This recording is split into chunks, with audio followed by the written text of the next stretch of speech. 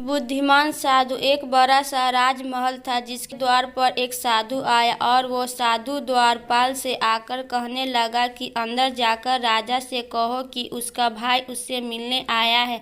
द्वारपाल सोचने लगा, क्या यह साधु के भेष में राजा से कौन मिलने आया है जो राजा को अपना भाई बता रहा है। फिर द्वारपाल ने समझा कि क्या पता कोई दूर का रिश्तेदार होगा जिसने संन्यास ले लिया हो। द्वारपाल के अंदर जाकर सूचना दी, जिसके बाद राजा मुस्कुराने लगे और उन्होंने कहा कि साधु को अंदर भेज दो। साधु ने पूछा, कैसे हो भैया? राजा ने जवाब दिया, मैं ठीक हूँ, तुम बताओ तुम कैसे हो? साधु ने राजा को कहा कि मैं जिस महल में रहता हूँ वो बहुत ही ज़्यादा पुराना हो गया है, कभी भी टूट कर गिर सकता है।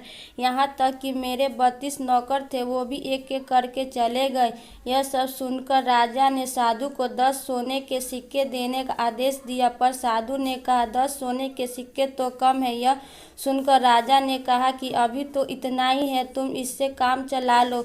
इसके बाद साधु वहां से चला गया। साधु को देखकर मंत्रियों के मन में भी कई सवाल उठ रहे थे। उन्होंने राजा से कहा कि जितना हमें पता है आपका तो कोई भाई नहीं है, तो आपने उस साधु को इतना बड़ा इनाम क्यों दिया? राजा ने जवाब देते हुए कहा, देखो भाग्य के 2 पहलू होते हैं, राजा और रंग, इस नाते उसे मुझे भाई बोला। राजा ने समझाते हुए कहा कि जर्जर महल से उसका मतलब उसका बूढ़ा शरीर था, 32 नौकर थे, उसका मतलब 32 दांत। समंदर के बहाने उसने मुझे उलासना दिया कि राजमहल में उसके पैर रखते ही मेरे राज को सूख गया, क्योंकि मैं मात्र उसे 10 सोने के सिक्के दे रहा था, जबकि मेरी हैसियत उसे सोने से तौल देने की है।